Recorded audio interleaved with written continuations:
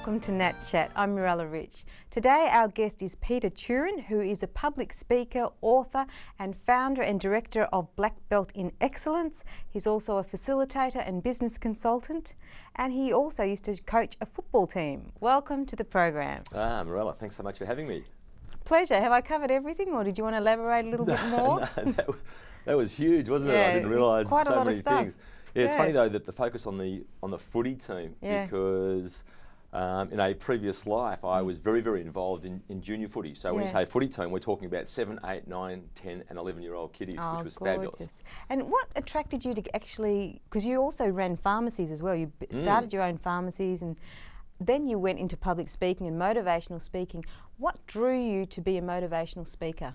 Yeah, that's a great question, because if I had the definitive answer, I would give it to you. I had 20 years of owning pharmacies, and I think that there comes a time in your life where you've probably sold enough jelly beans and razor blades to last a lifetime, and I was starting to look for something outside of those four walls.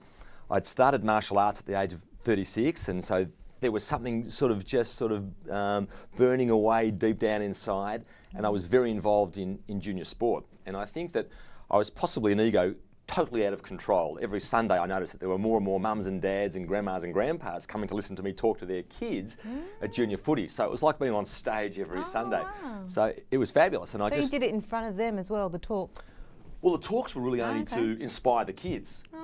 You know, when you've got young kids and you're trying to develop them and you're trying to focus on skills on both sides of their body and to be the best that they could be. At that age, you find that some kids are very, very good at footy, and some kids are there because they want to be a part of something. So the participation was the most important aspect of being involved of a team at junior footy.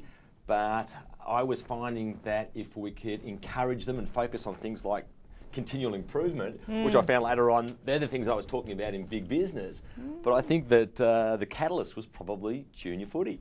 Okay, so that was what got you into the motivational part. That just came from within to just drive them to be good at what they could do. Well, it's funny because even in my days as a pharmacist, you know, I was an owner of pharmacies for over 20 years, and really what you're doing there is you're encouraging people to be the best that they can be. I'm talking about my teams of people, obviously. We're impacting on our customers because we want them to be fit and healthy. But my staff, who I refer to as my team, and we were part of the same team. And our success was brought about by everybody's input into what we were doing. The fact that I was the boss, that was just the title, but we were all in this together. And while I was still a pharmacy owner, I was coaching junior footy, and I think that the speaking really had been something that I wasn't even aware that I was doing. But I mean, I'm speaking to my team of people in my pharmacies every day. So you're kind of on stage all the time. But then to make that big decision to come out and to sell my pharmacies and to take a totally different direction, a brand new career path, I really don't know where that came from. And I can tell you that it wasn't my wife's and my decision, it was definitely my decision. I think she thought that I'd gone absolutely nuts. And I'm really considered to be a creature of habit. So for me to have done something like that was... So something must have really inspired you and given you the faith to say it's worth the risk to get rid of this 20-year-old business and just go into motivational speaking, and who knows if I'll get into it successfully or not. Yeah, that's a risk. Well, it is, but I think some of the best things that we do in our lives are born out of taking that risk. Yeah. When you say risk, it is a risk, but I think too that what happens is that you accumulate a lot of stuff in your life. Yeah. You know, I was a son, so my parents, who I'd learnt so much from. My wife is my partner for life. I mean, we're learning and building relationships, and then my three beautiful children, who I'm deeply passionate about. I mean, you're learning and building different sorts of teams. Yeah. But when I sold my pharmacies, don't think for a moment that I had things worked out, because I sold my pharmacies because, as I said, I think that I'd sold my quota of jelly beans, but I really had no idea what I wanted to do. So this was born, if you wanted to think of a defining moment, I went out with friends one night, my wife, a very, very close girlfriend of hers, and her husband, and probably as the result of having too much to drink, I took up a dare, really. I said, well, let me come and speak to your people at work. And that's kind of how it took off. And the business certainly wasn't called Black Belt in Excellence because there was no business at that stage. Yeah. There you go.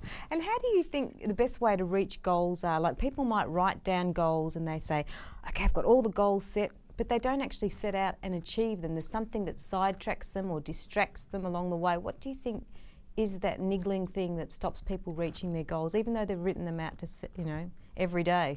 Wow, I mean, that's a tough question, because I talk a lot about the difference between being interested and being committed. And in my journey, that is Black Belt in Excellence, which is my business today. And as you know, I have the enormous pleasure of travelling around Australia and internationally now. And I've met so many interested people in my journey so far. I'll give you an idea of what I'm talking about. A gentleman who I conferenced with in March of last year came to me and told me that his big dream was to run the Melbourne Marathon. And I thought, well, that's fabulous. It's March. The Melbourne Marathon was run in November. I happened to bump into him again in October, and I asked him, how's the training for the marathon going? He looked at me and he said, Pete, training? He said, what training? He said, the marathon's not until next month. The point being that he was at best interested in running the marathon. I can share with you too that he did start the Melbourne Marathon. He obviously didn't finish the marathon because he hadn't done the things that you've got to do to bring about that goal. If his goal was truly to run the Melbourne Marathon, then he needed a plan a little bit bigger than just wishing that he could start it and finish it. And I think that happens quite a lot with people. You know, they set goals for themselves, but it's just an interest.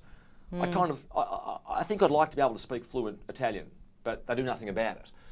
I'd love to be a black belt in martial arts, but I do nothing about it. I'd love to have better relationships with my kids. Well, that's terrific. They're big picture things. Like, I want to get a black belt, but sometimes it's so daunting, it's so out there, it's so big that we don't get into the game. We don't make a start. So the bigger question is, and our viewers listening to this program, the bigger questions that they've got to ask is, what's one thing I can take out of listening to Morella and Pete, one thing that I can take away from that and apply that to my situation? And if we can just get into the game and chip away, now the 1%ers that you and I have spoken about before, which we can talk a little bit more about later on, but the 1%ers, the little things that make the difference, that will move us continually towards the direction of our goals. But you've got to want to do it. So the commitment is... So to be committed is not the same as being interested. And we can elaborate on that a little bit later on, because it's such an important part of everything that is Black Belt in Excellence. Okay, we're about to go to break now, but we'll elaborate on commitment when we get back. For sure.